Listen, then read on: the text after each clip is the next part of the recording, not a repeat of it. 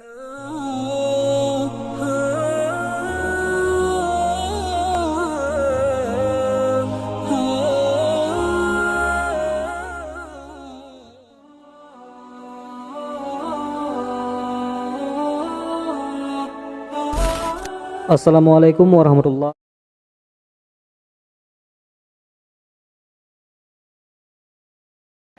Nyoba semprot untuk berwudu katanya. Kalau pakai spray ngalir nggak airnya, Be? Semprot, semprot, semprot, semprot tangan, semprot kaki, ngalir nggak airnya? Berarti prinsip wudu tidak tercukupi. Kalau memang tidak ada air, kalau memang kurang air, tidak usah paksakan wudu. Kan ada rukhsah yang diberikan oleh Allah, tayamum di bawahnya. Tidak terhalang kok kita bertayamum. Malah itu lebih bagus, itulah yang dituntunkan. Kalau memang ingin berwudu juga, penuhi prinsip wudu, harus dialirkan. Itu yang salah. Dan Bapak Ibu, mungkin ibu-ibu ada ibu-ibu yang suka pedakwis. Ibu-ibu kamu pernah pedakwis? Pernah pedakwis? Aku dakwis tuh Ustaz. Dakwis itu ibu-ibu majelis taklim yang kayak jalan-jalan tuh, dakwah wisata gitu kan? Hah? Wisata dakwah.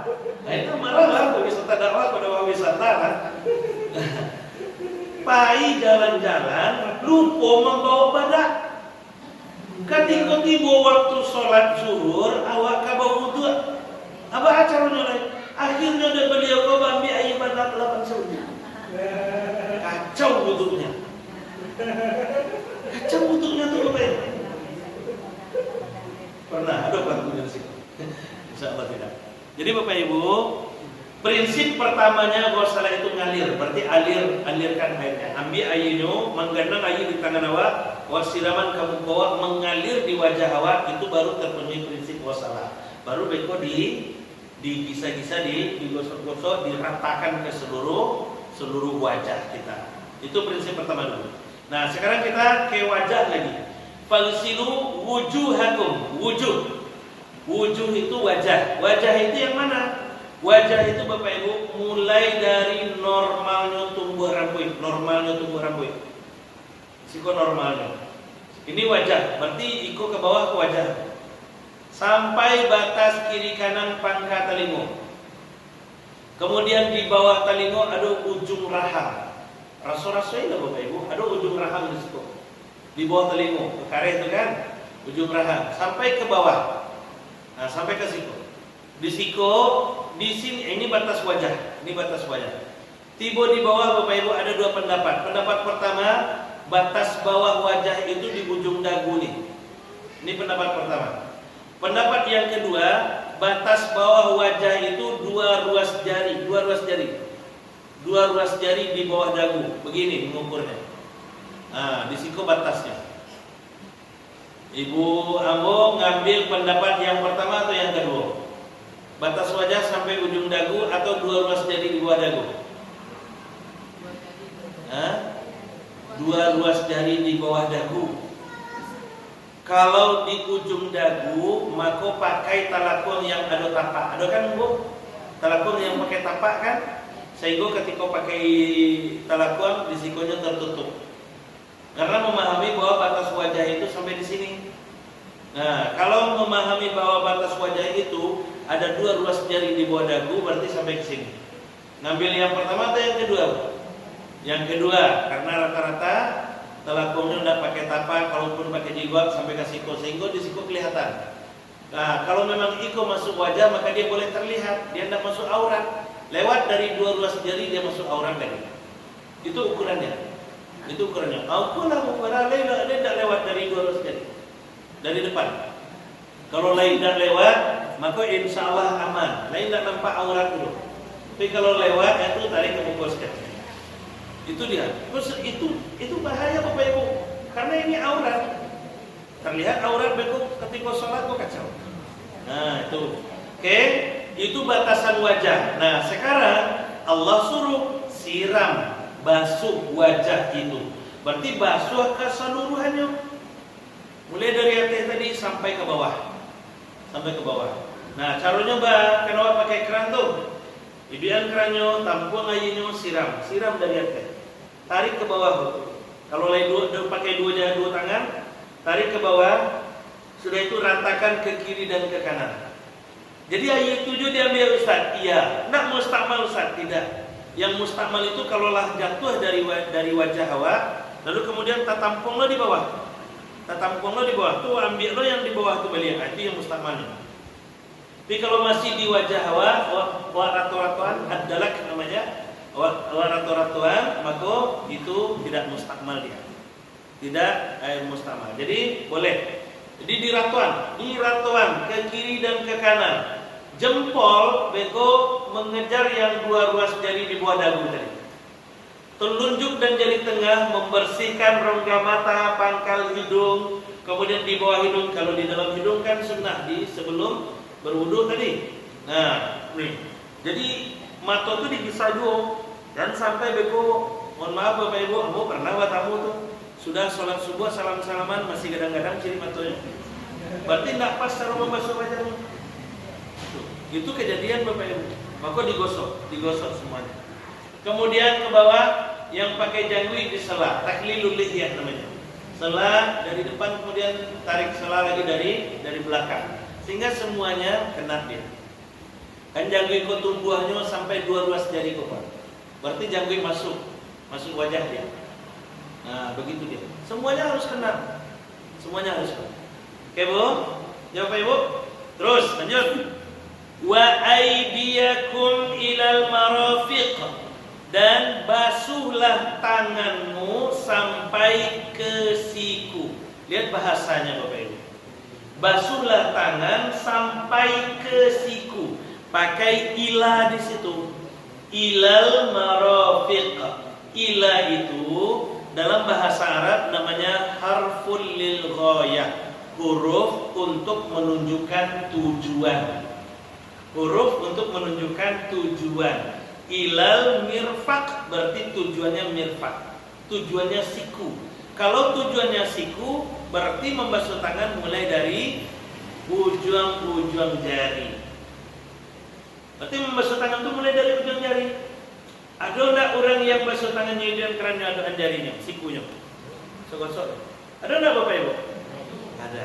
Ada kan? Tapi kan sah Ustaz, benar. Lulus KKM. Yang tadi sah. Kalaulah basah dari ujung jari sampai ke siku, dari siku sampai ke ujung jari, sah dia. Sah.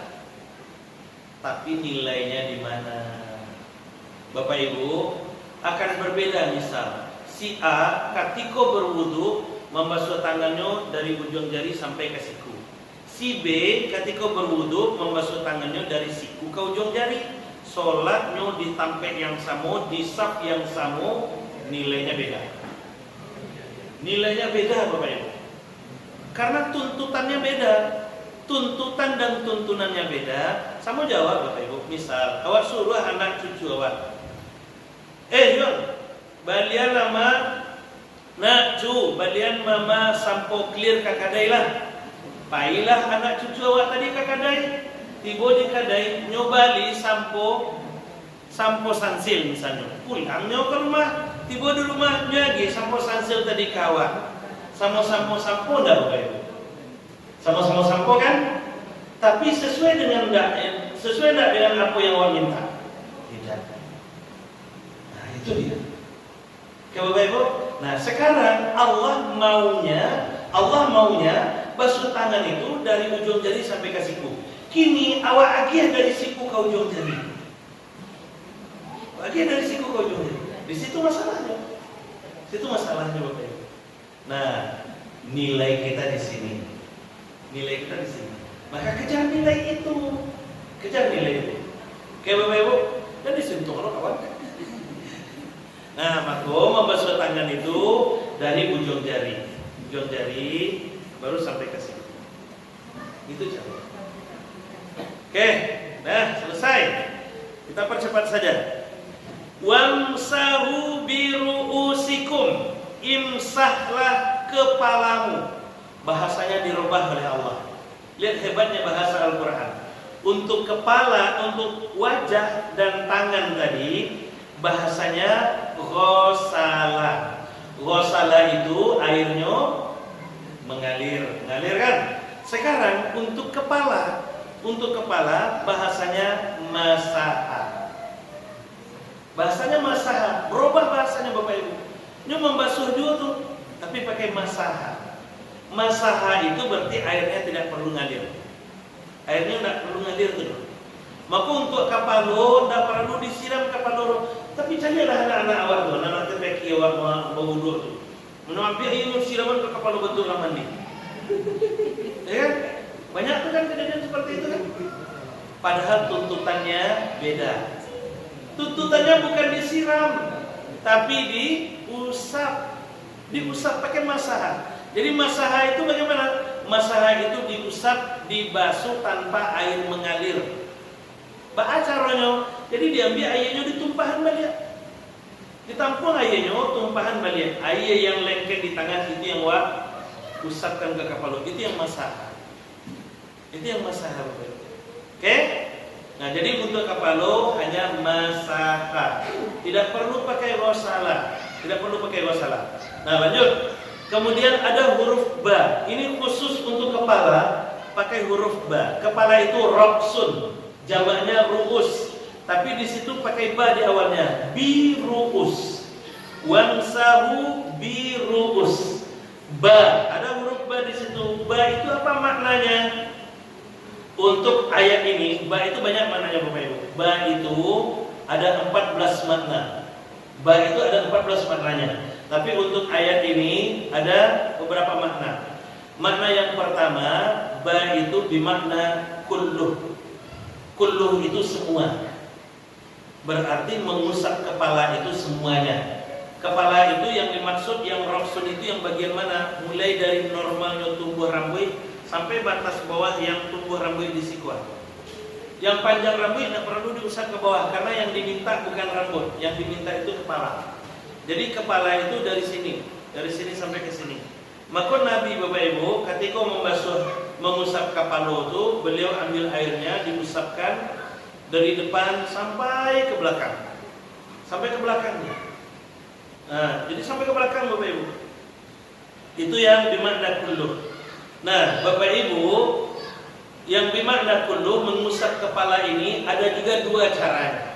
Jadi ketika mengusap kepala, mohon maaf Bapak Ibu, nampak gagahmu jadinya. Jadi ketika mengusap kepala, diambil airnya, ditumpahkan, diusapkan ke kepala kita dari depan ke belakang. Caranya ada dua. Pertama, bitaghiril asy'ar, dengan merubah bentuk rambut. Yang kedua, biduni taghyiril asy'ar, ay bi'adami taghyiril asy'ar, tanpa merubah bentuk rambut. Yang dengan merubah bentuk rambut itu yang mana? Wa ambil airnya, wa tumpahkan, wa usapkan ke kepala wa sampai ke belakang, tiba di belakang, putar balik ke muka. Sampai tagak-tagak rambut awalnya. Berubah rambutnya kan? Itu bitaghyiril asy'ar. Kalau cuma satu cara ini, pasti ibu-ibu protes. Ambo sudah bleaching, 300.000 bleaching. Aduh rebonding deh. Rebonding berapa? 300.000 lah. Nah, kalau dirusak seperti itu tuh rusak rambut ambulnya. Maka pakai cara yang kedua. Cara yang kedua diusap kepalanya sampai ke belakang, habis itu dilepaskan dan langsung ke telinga. Tidak perlu ngambil air baru. Jadi telinga tidak perlu ngambil air baru, langsung ke telinga. Atau kalau yang cara pertama tadi, usap dari depan ke belakang, tarik lagi ke depan, turun langsung ke telinga. Kan telinga itu sunnah kan Bapak Ibu? Ya sunnah. Iya. Kalau awak mau wudhu tinggal telinga awak, boleh tidak Bapak Ibu? Boleh tidak tinggal telinga awak wudhu? Tidak boleh. Di bawah letakkan telinga awak kan? Tetap harus di bawahnya nih tinggal telinganya. Ya, tidak boleh tinggal telinga di mana. Simpan orang maci dulu sebentar kan. Tetap di bawah. Tapi tidak diusap boleh, Tapi diusap kita dapat sunnah lagi. Nah, jadi untuk kepala ada dua. Pertama, dengan memutar langsung merubah bentuk rambut. Yang kedua, tanpa memutar sehingga tidak merubah bentuk rambut kita. Itu yang bimakna kulluh. Yang bimakna makna yang kedua bimakna ba'd, bermakna sebagian. Sebagian. Jadi mengusap sebagian kepala. Itu dalam fikih kan? Fikih itu kan standar minimal yang diambilnya itu. Pokoknya kalau lah sah dan selesai, kata hukum fikih, mengusap sebagian kepala. Yang diusap itu kepala, bukan rambut. Maka ibu-ibu paidah wis tadi, ibu-ibu tu na ibu-ibu kol, ibu-ibu tu nyopai dakwis, nyopa kayak jilbab sagiampe, banyaklah jarum, kiri kanan jarum, bawah jarum, atas jarum, belakang jarum. Jarum yang di belakang menggantung-gantung oleh. Kok kadi buka bah caranya. Repot jadinya. Maka aduh lah terjadi. Nyo pakai jilbab. Dek ibu, dek malih membuka jilbab tu, akhirnya membuka seseketek sebab.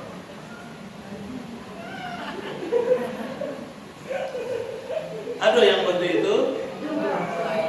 Pernah nampak yang benda itu? Mana yang sebagian kepala itu? Ini, sebagian aja ini, yang ininya sebagian. Ayo. Sebagian kepala itu Bapak Ibu, maknanya sebagian ini kalau mau yang di atas ini sampai ke sini ya. Sampai ke sini. Sampai ke sikwa, iko inti otak awak, ubun-ubun. Kalau awak punya anak, cucu, ketek, bayi kan lunak di sikonya, akan doa parang tuh mah. Akan punya ubun-ubun namanya. Di bawah ubun-ubun kok Bapak Ibu inti otak. Di bawah ubun-ubun ini inti otaknya. Jadi kalau awak berwudu, makanya ketika berwudu awak siram minimal sampai ke situ. Sampai ke inti otak itu sehingga air meresap ke bawah.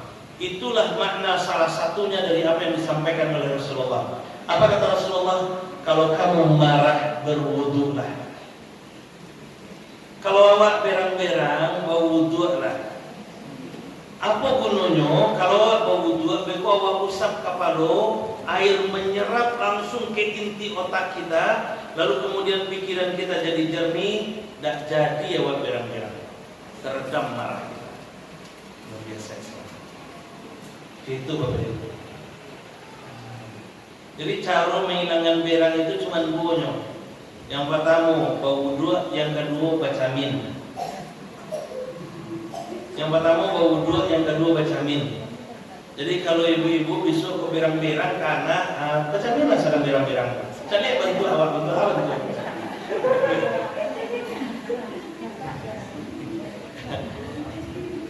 Sedang berang-berang tu bawa baca amin. Kalau kita sadar, cari camin tu, cari bantu awak waktu berang-berang tu, cari apa? Oh bantu ikut ke berang-berang kira dia budak kira.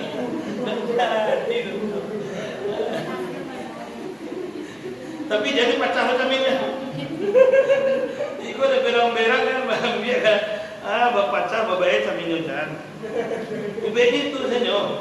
Jadi kalau awak sedang berang-berang, ubednya apa? Yang pertama wudu, yang kedua baca amin. Berkacau lah. Tuh. Jadi Bapak Ibu, untuk kapalo siramnya kalau memang agak payah membuka jilbab sempat ganjil sampai ke situ. Kan ada tiga helai rambut Ustaz. Kata siapa? Kata siapa 3 helai rambut? Kok rambut yang jadi patokan? Yang disuruh Allah itu kepala bukan rambut. Kalau rambut yang jadi patokan, kasihan yang botak.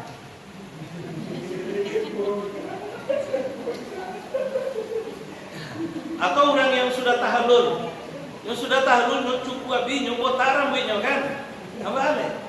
Mana ke di basuhnya yang jadi usapnya?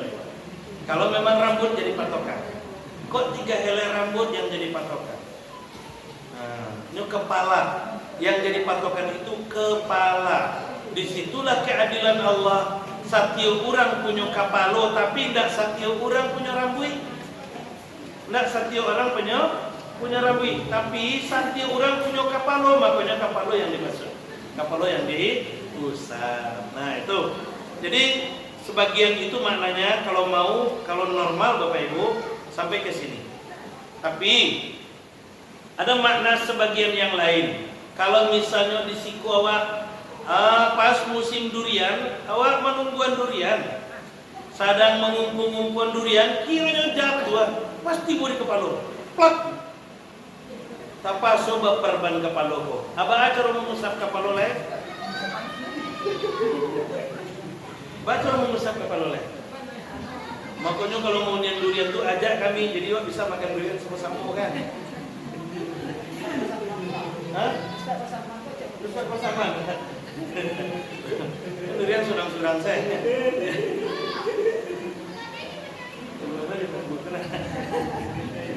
Nah, jadi Bapak Ibu, jadi makna sebagian itu Bapak Ibu, kalau memang normal, maka sebagiannya di sini sampai ke sini. Tapi kalau tidak normal, misalnya bermasalah bagian yang di sini, maka ambil bagian yang lain. Ambil bagian yang lain. Jadi mengusap sebagian kepala, pas kalau siku berban misalnya kan, ambil air, keringkan, kemudian usap bagian yang belakang. Itu sudah sebagian. Nah, itu sudah sebagian juga. Itu makna sebagiannya. Di situ munculnya makna huruf ba. Jadi munculnya huruf ba itu tidak sembarangan. Oke Bapak Ibu? Nah lanjut. Wa arjulakum ilal ka'bain. Kaki juga sampai ke mata kaki. Maka membasuh kaki pun dari ujung-ujung jari kaki. Mulai dari ujung jari kaki. Jangan bentuk orang main takraw. Nyoba wudhu bentuk orang main takraw nyadu ansin. Nah, ini dia kerannya. Nah, Anda nyambi air siram-siram situ. Dari ujung jari. Bahkan ada sunnah lagi di ujung jari itu disunnahkan menyela-nyela jari kaki. Menyela jari kaki dengan ini Bapak Ibu. Dengan satu jari. Beda dengan menyela jari tangan. Kalau menyela jari tangan, kan di awal kan ada sunnah itu menyela jari tangan itu seperti ini. Langsung 5 jari. Kalau untuk jari tangan, tapi kalau jari-jari kaki satu-satu. Itu bedanya. Oke Bapak Ibu, di situ bedanya. Dan di situ nilai kita. Situ nilai kita. Nah, sekarang coba bandingkan Bapak Ibu.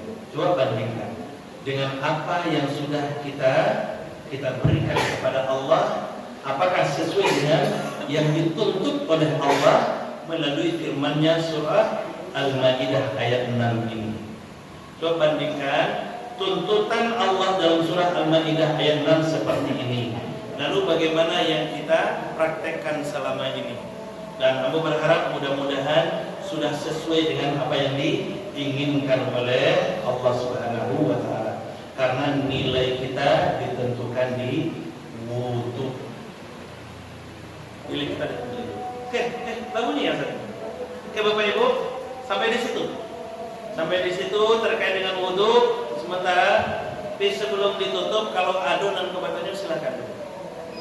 Pak Ado. Kalau tidak ado kita tutup. Pas Bu. Cukup Pak? Cukup. Baik. Ada, silakan Ibu.